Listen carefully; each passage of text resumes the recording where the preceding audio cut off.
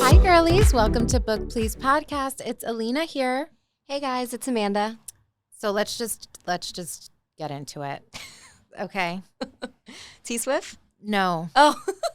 Our sweatshirts. Oh. Listen, because it just happens. This needs to be studied because the last time we were recording, and I wore this, you wore it as well. Mm-hmm. This is completely unplanned, and I haven't worn the sweatshirt in months.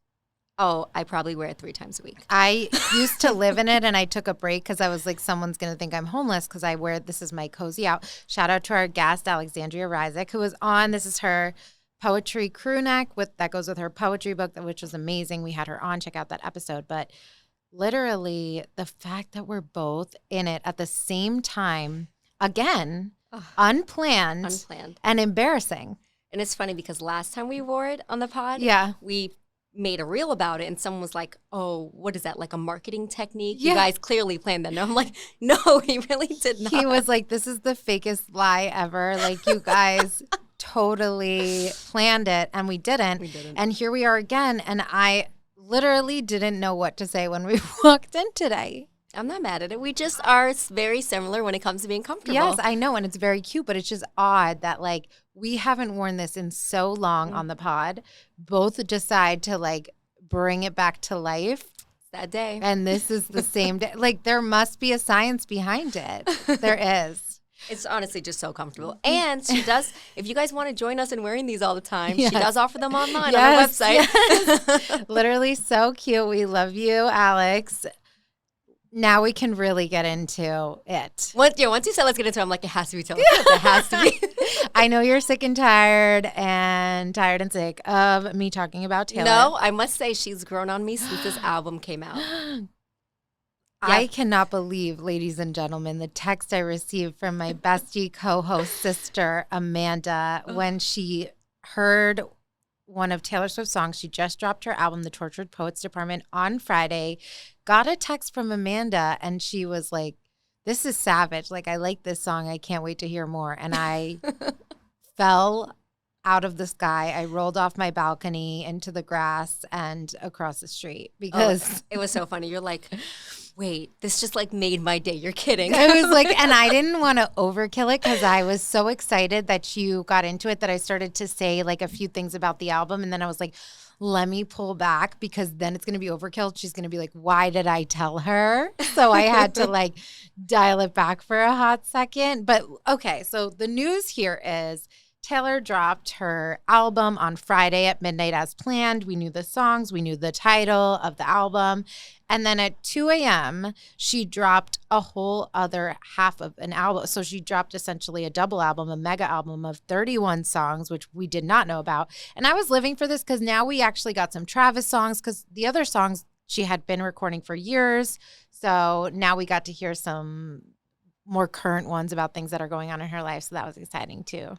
Yeah, for me, okay, so the way to explain it, I loved Taylor Swift when I was younger. Yes. And then maybe I haven't been listening recently, but I felt like I grew up and she didn't. So that's why I kind of fell off the T-Swift bandwagon. But I'm very, like, I'm nice, but I'm also a little bitchy. Mm-hmm. So I feel like her coming out with a thank you, Amy, and I was like, oh, is this an F you to Kim K? I'm like, I'm here for it. I'm like with it. So I like that she's, you know, not making light of anything, but she's very like in a fuck you era. Like, you know, I'm happy, I'm doing me. So I'm here for that. I'm just like, good for you. Yeah. She's not holding anything back. She's about it. Like, so that song, Thank You, Amy, is definitely about Kim. It's very pointed. It's very obvious in her song title, the way she capitalized only the K-I-M in there. And yeah, she is pretty savage. She had her album Reputation, which I know you haven't heard. This is like what she's been doing. She's very candid about things in her life. But I do agree that there is sort of like this misconception of like, and some of her songs, like she has another album called Lover, and a lot of those songs are like very much like Bubbles and Pink and like whatever. And that to me is not the stuff I like either. So when I mean I like her, I like this like chill vibes, you know. She has a song with Post Malone. She has more stuff that you can like actually listen to. So I really enjoyed it.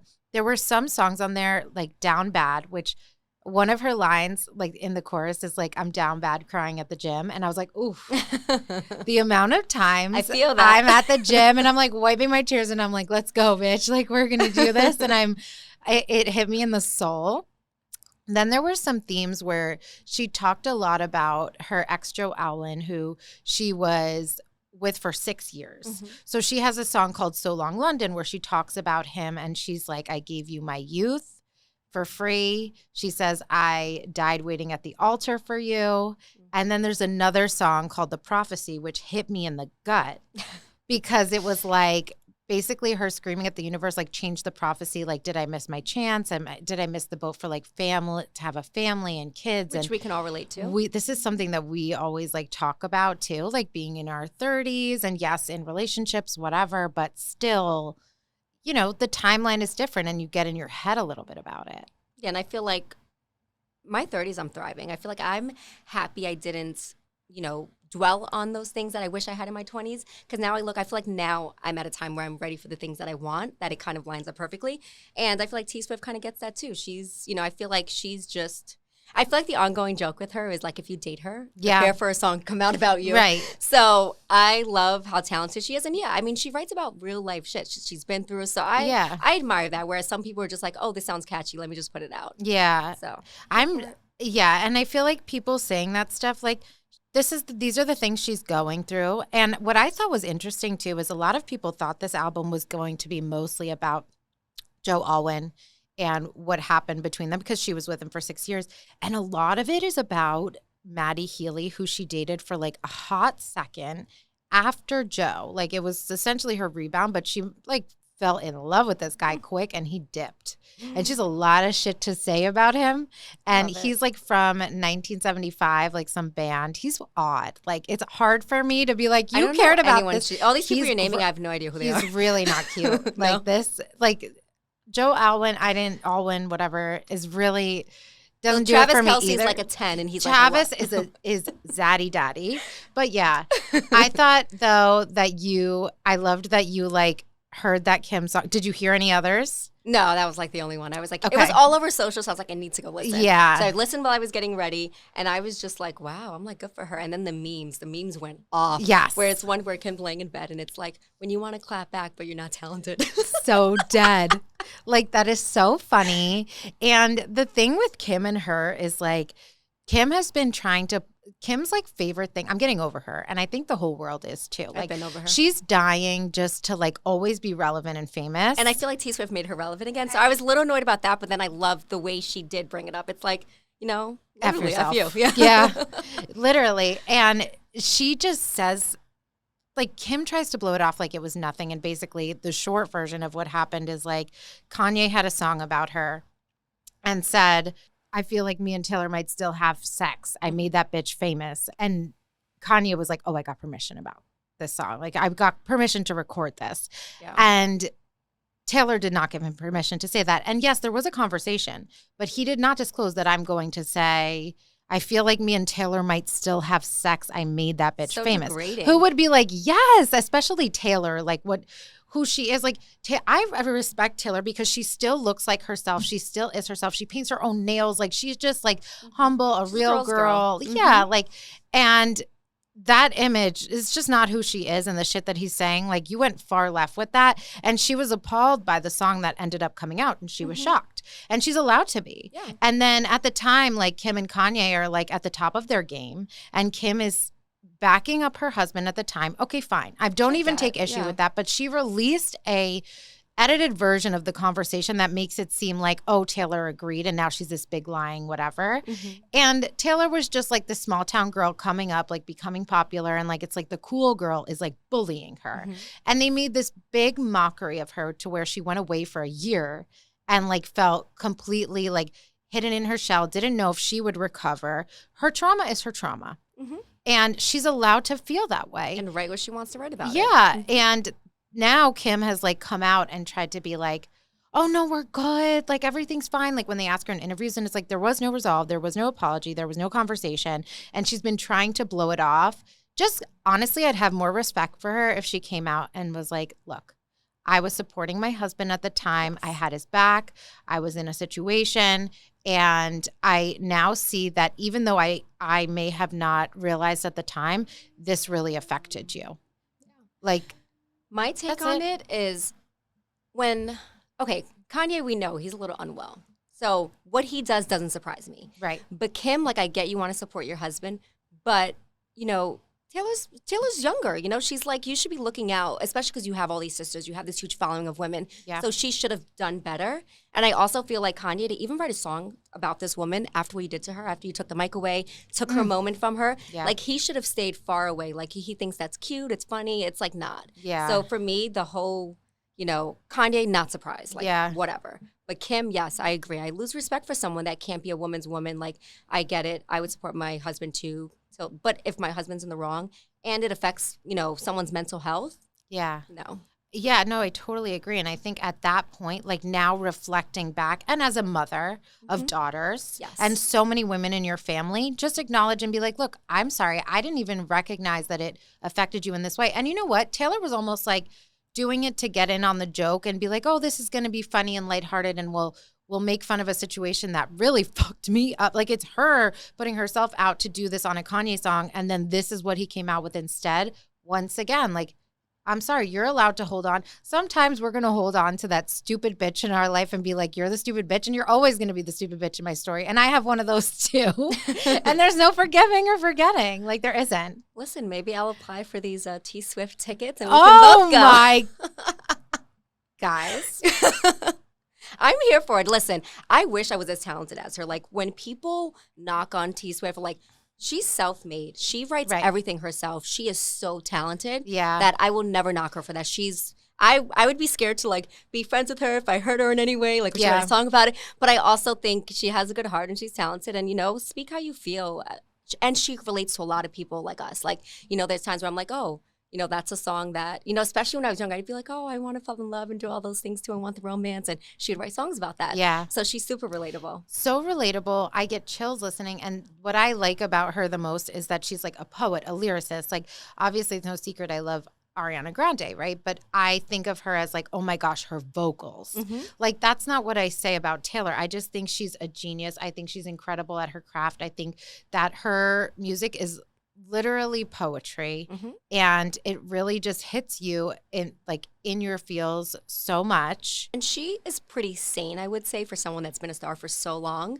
So I kudos that. I feel like she's never died out. Like, she's just here thriving. I'm happy. I mean, listen, even though I'm sick of her and Travis, I'm happy for her. Like, I hope they pop out some kids. I hope they get married. They seem to be having fun. So I'm ready for, oh my God, imagine the stuff she's going to write when she does start a family and all those things. Like, I'm here for it. And you know what else I think too, compared to Kim and other artists, they make all this money because they're like, okay, now we need a fragrance. Now we need a makeup line. Now we need Skims. Now we need, like, they're like, oh my God. And then they're like, oh my God, I hit $1 billion. Like, Kim is the most thirsty fucking bitch. All Taylor does is like what she loves. And she's a billionaire now just solely for her music. Literally self-made. And I feel like there's nobody that like Dr. Dre, think about him. Amazing, successful. But then he goes and he makes all this money because of his headphones. So these people are doing these ventures and she's like solely, like you said, so self-made from her music specifically. But I think Kim I've gotten to a point with her where I'm annoyed now. And I'm like, I'm so over them and her just like trying, like, love her. I have always like loved her and I'll probably like watch the show when it comes out and whatever. But I roll my eyes constantly that I'm like, just shut up. Like, no, but not everybody's going to be like, oh my God, Kim did this now. Like, shut up. I have a voice thing, as you know, and I cannot stand her voice. Yeah. I just cannot. Yeah. And you do not sound like her. Whoever tells you that needs to stop saying that. You sound nothing like her. I always get that. And Amanda's like, no, block them. But I don't mind it. You have a thing with like those fake, like Valley Girl sounding voices. I acknowledge sometimes I do sound that way. I know it. And I cringe a little bit too, but it's just, you know, it's your surroundings. Maybe I don't notice it because I love you. Yeah, and I love you too, girl. And I loved this conversation and I appreciate you for. I want to mention one more thing just because you brought it up, but I was literally like, this weekend, like, me and my boyfriend were talking about like celebrities and how much they make, and Taylor Swift came up somehow, and we were comparing like Kim and Taylor, and I was like, Taylor literally self-made for how much she makes, and she just does music, kind of what you mentioned. And I said, Kim Kardashian hasn't come out with fragrances, makeup, all this stuff, like, just to continue to random bullshit for a while. Yeah. And he's like, what? He's like, really? I'm like, yeah, like, no offense to these other like artists that do, like Lady Gaga has a line, but literally just from music. Like, who can say that? All her concerts sell out like crazy. Yeah. Like, it's just there's something there. Talented. Yes. Love this. Love that you gave it a shot. I just appreciate that at the most. Yeah, I didn't roll my eyes once at this Look conversation. at you. Growth. And I'll send you some songs, but not too many. Okay. And even just like the Travis stuff was fun for sure. And she said some cutesy little naughty things. So I was like, I'm here for it. Oh, I'm like, whew. Yes. Living and we loving. Be besties. Yes. Should we switch gears before you change your mind about Taylor and get into our book? Yes. I'm like so excited. I was texting you the whole time and you're like, shut up. I was like, shut the fuck up. We're not doing this. Like, she loves to, and that's the thing too. The other part of me not wanting to engage in the conversation is maybe we're not at the same spot, but even when we are, I don't want to ruin our natural conversation. Yes. I want to save it for the podcast. And so but do I you. get so heated. I'm like so in the moment when Yes. I'm reading and I'm just like, ugh, F Tamlin. And you're like, yes. Why? And Yeah. Like, you'll see. Yeah. So we read A Court of Thorns and Roses by Sarah J. Maas. We read chapters 32 to 38 this week. And a lot of good things happened in this section of chapters. Like, I feel like the ball really got, not good things for our girl Feyre, but just it was juicy. It was good. A lot of action, a lot of situations, some Rhysand. Alice spilled that You were tea. onto a little something with the Rhysand shit. My Reese boo. I'm dead. I don't know if anyone feels this way reading, but like, I love your takes, and it just it does something for me. So, okay. When we left off, basically, Feyre was like, fuck this. I'm going back to Prythian. I'm going back to find my man. I'm going back. She gets there. Everything is in shambles. And Alice is left behind in this like house of scraps that's like all beaten up. We don't know what's going on. And Alice reveals basically everything. They were like under a spell. They could not tell Feyre about the 7x7 curse, which is essentially that. So there's a big history here, but Amarantha, who is the High Queen, basically like almost 50 years ago, put a spell on, she poisoned like the High Lords at a ball, and she took some of their powers away to make herself extra powerful. She's like lives under the mountain. She rules over Prythian, and she wanted Tamlin. And you said this last episode. Yeah, I mean, I feel like Tamlin's like the hot commodity, so I knew. Yeah. And, I feel like she seemed like she would be salty with everything going on, so I was like, oh, they must have. But, well, I was wrong. I thought they were lovers. But no, she wants him. He doesn't want her. Yes, which is even more saucy. And her sister had been with a human, Jurian, I think his name was, Juriel.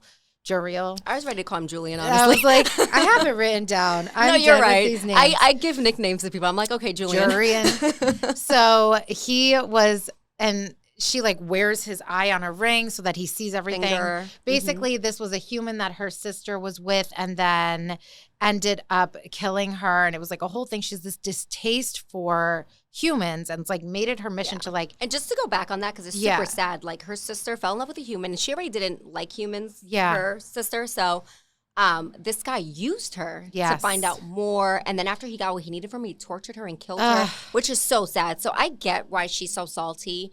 But that's one person. Right. So I'm very like, And then also like he can't be killed. So she has to like deal with him like, in the ring, on the necklace. Because the sister like did good by him by making him like. Invincible, basically. Untouchable. Yeah. So she really just has this distaste for humankind, would love to like destroy the human world, period. And she had been trying to get Tamlin to be with her. He wouldn't, and literally said to her, I would rather be with a human than lay next to you. She's like, word? I got you. Yep. So that was essentially the curse, but kept making it more difficult. Like, not just you have 7x7 years, so 49 years to find a human that will fall in love with you, but also one that has like such a distaste for fairies that would kill one of your kind unprovoked. Also, we find out she's behind the blight. She is behind the masks that are stuck to their faces to make it harder for Tamlin to fall in love because he looks crazy. Then we find out the blight's not even a thing. It was made up. That was because they had to lie. But now because of the weekend powers. Because of the weekend powers. Yes. So you know how Alice was telling her the whole story? Right. There's one part she could not tell her. Yes. And I'm like, oh, what is it? No. I can't even guess it. Like, it's so... Something is going to... Maybe when they're bonded, like something happens to them. I don't know. And that was killing me, and I wrote it down, and I couldn't even come up with guesses at this point. I was just like, maybe if he married her, then his people will be free. I don't know. It has to be something that... Yeah. I don't know. Maybe the worlds could be like, I don't know. But I guess it does have to do with like a promise that she made Tamlin if he was able to be successful. So now she's basically there trying to break this curse and free it up. Alice brings her there and she tells her a few things like, don't make deals with anybody. Don't trust anybody, not even Tamlin. Yeah. And don't drink the wine. Mm-hmm. So she goes and she's made some deals already. Yeah, I feel like for me, I'm super annoyed when I'm reading because I'm like, okay, Tamlin, like, you're just there, like, fucking doing nothing, standing there like a statue. Even Lucian's doing more, and I'm just like, ugh. Yeah. But I'm torn. I get why he's doing what he's doing because he cared about her. He sent her home because he loves her and whatever. But then I'm also like, come on, be a man, stand up, do something. And I'm just... Were you frustrated when you found out about this curse thinking that Tamlin used her? I feel more bad that he sacrificed his friend for it. I feel more like you've grown up with this person, known them forever, and you're sending them out to be killed. I get it, to save everyone else, like one death to save everyone else. Yeah. But then your friend died in vain. You did not even, like, try to keep her a few more days to break the spell, have her say I love you. So I was annoyed by that. I was just like... That is one thing that we found out, that when Andros was out there, he wasn't out there just like hunting, and she couldn't understand it. I remember when we were reading this, she's like, why would he be out there hunting, or like if he's searching for the blight, like it doesn't make any sense. And he didn't fight back. But he didn't fight back, and then she realizes like he sacrificed himself for that. So that is incredibly tragic. Very tragic. And even Lucian, like how much he admires Tamlin, I don't get that. You know, like Tamlin didn't stand and say her name. Like, he was ready to let you get tortured. Like, Farrah had to be the one to say her name to kind of like save him. I feel like he's under some sort of spell. Like, why is he frozen in time over there? Like, he's not spoken a word, and he's like pale faced and is not really moving. She was asking him questions that it sounded like he could have answered. Yeah. So I mean, if that's the case, then I'm like, okay, I get it. You can't say anything. I think that he can't. I don't know why I get that impression. I know she asked Lucian when he came to like heal her, but he had to leave and couldn't answer, so maybe that's what he was going to say. We do know that part of the deal that is made with, well, just to go, before we go on to this part, with Tamlin, I understand it's like for the greater good, so I wasn't too upset with him, and I also thought it was a selfless act of him to be like, you know what, I actually care about her. I'm not going to wrap her into this. Just go home before you die. But like you said, I am conflicted now because when you're pointing out Andrew's dying for nothing, that is really sad. And I wasn't thinking of it that way. I was just like, oh, that was selfless of him to not use her and send her home. But like, no. But then he let that poor other girl get tortured. And her corpse is pinned on a wall, so I'm like, mutilated. No offense to Farrah, like, I don't care. She's just a girl. Yeah. Like, yes, she may break the curse, girl. but like 2 people already have died because of these lies. Because of, so I'm just like, how many more people are going to die before? Get it together. So so she's now has these tasks to do every like full moon, or she can solve a riddle, which I could not solve, but I think it's like a creature or something. I read this riddle to everyone. Yeah. I was like, at first I was like, is it love? Like, it's not, you just come upon it, but it's easier for more attractive people, and it might kill you slowly. And I was like, I don't know. See, I was thinking a person. It's like a person or like some kind of creature in there. I can't stand that beast that keeps beating her up. What's that thing called? The ACOTAR actor? The adder. That thing. I want to know what that thing looks like. I keep picturing it, and I'm thinking like an ugly big bat.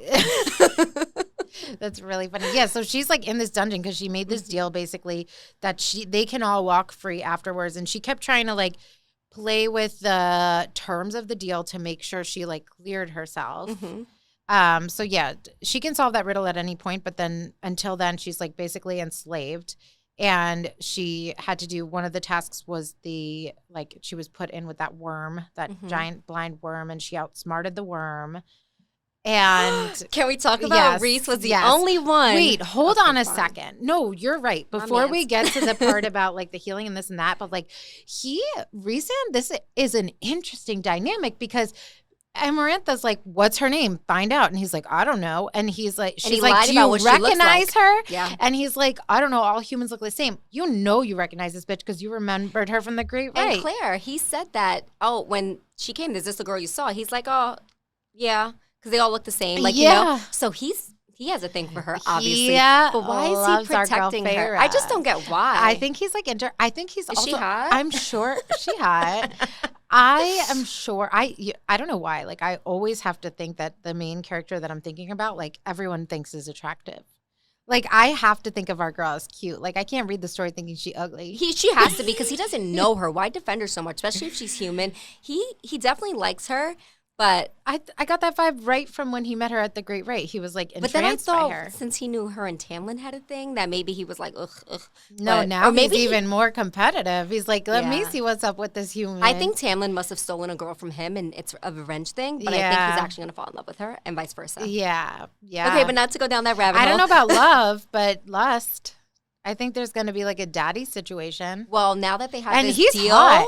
Recent is hot. Like, she was like, this is the most gorgeous person I've ever seen. Mm-hmm. So I think they're going to fall in love. I think that whole like week thing, you know, of them spending time together, inevitable. That's the part. Let's get to it. So basically, she needs to be healed. She will die from like an infection. She's feeling it. She's fighting it. And he's like, I'll heal you if you spend 2 weeks with me. Like, and then she negotiated a week. She negotiated a week. But also, when that happened, I screamed. I wanted to call you so bad. I was like, oh, this is hot. When she said everyone in my court, like, said that you would die except for one person, I was like, my boy Reese. Me too. I knew the same as you. I was like, it was Reese. He definitely was the only one that was like, she will survive this. And I loved that. Yeah. I was getting into it. Like, I was like, this is hot for me. Like, this is what I want for her. I like that he knows that she's smart. Could you imagine if it ever flipped and like Reese is the guy that she ends up with in the series? Girl, I've been saying this. But that is going to be her man. That's really her man. I think Tamlin is her man. Reese is doing more for her right now than Tamlin. If I had to choose, if I was her in that situation, I'd be like, fuck Tamlin. He ain't doing shit for me. Reese is doing more. He's helping cure me. This man wants to spend weeks with me. Like, come on. I'm like, and he's hot. Fuck Tamlin. I'm done.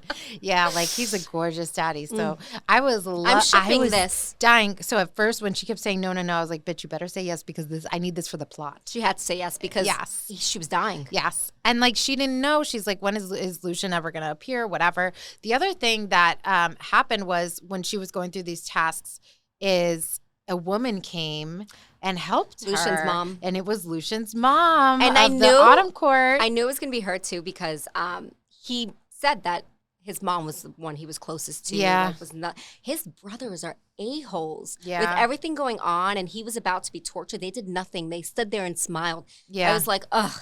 And she said, thank you for saying your own name and for saving my son. Yep. I was like, oof. I think she's going to be one of the first to kind of join her rebellion against. Yeah, that's a great High point. Queen. Let me see if we missed anything else. Like, how does this really end off? So with her agreeing to go with Rhysand, right? Yep, for a week. But this also tells me that she's going to finish these 3 trials. Yeah. Or this is what I think is going to happen. He can't help her with the riddle. She did ask, like, do you know the answer? No one can. We found that out. Yep, we find that out. I think, okay, let's do our guesses. Okay. We know how. Okay. So I think Reese is going to continue to help her because he's keen to her, likes her, or lusts her, like you said. Yeah. And I think the queen is going to try and figure a way to like either get her tortured, killed, not figure out the riddle, something. But Reese is going to be the one to save her at the end. And then she's going to be like, whoa, how do you not fall in love with someone that's like has your back the whole time? Yeah. So I think Tamlin's going to let her go somehow. I think she'll help them get free. But I think Reese will. And you think Tamlin will stay with Amarantha? I don't know. I feel like he's not putting in much effort that I don't want to see it later. Okay. I feel like she's going to go off with Rhysand. I think they're going to hook up. I think eventually she will end up with... she a fairy ho-ho. She a fairy ho-ho. And I think she will end up with Tamlin, even though right now, I don't know what's happened in my brain. I'm kind of shipping Rhysand. If she ends up with Tamlin, I'm not reading no more. I just think that's what's going to happen because we spent so much time building that relationship. But I do think that maybe it's going to come to a point where, like, she's about to, like, die in one of her tests or something like that, and it's either going to like really hit her about the riddle at the right time, or somebody's going to clue her in, like Reason or however So they you can. think the riddle is going to be the... I think it's going to be her save. And then I think at some point, I'm still waiting for Mommy Dearest to reappear. So maybe when she's with Resand in his home or something, like she's going to learn something. She'll You mean open about up her a mom? book. Yeah. Well, they said in these chapters what her mom died of. So I think her mom's actually dead.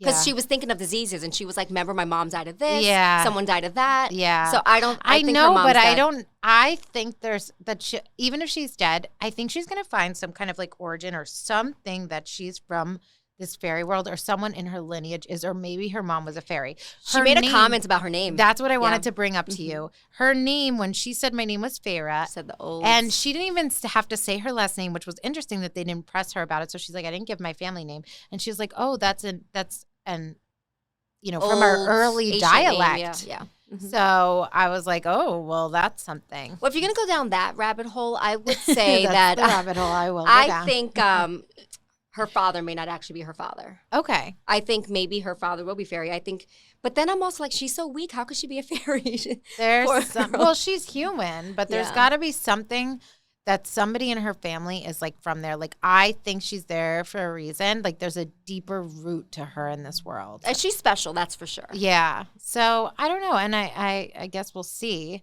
But I'm shipping her and Reese. Yeah, I won't hate it, honestly. I think they're going to get married. They're going to pop out a few kids. I think they're going to be a power couple. Ooh. I think they're going to be high queen and Everybody's whatever. laughing And she's at us going right to now 'cause she's they've read going to it. bring the human world and the fairy world together by being with Reese. Okay. Not Tamlin. Let's Reese. see it. Let's see it, girl. Next week we are finishing.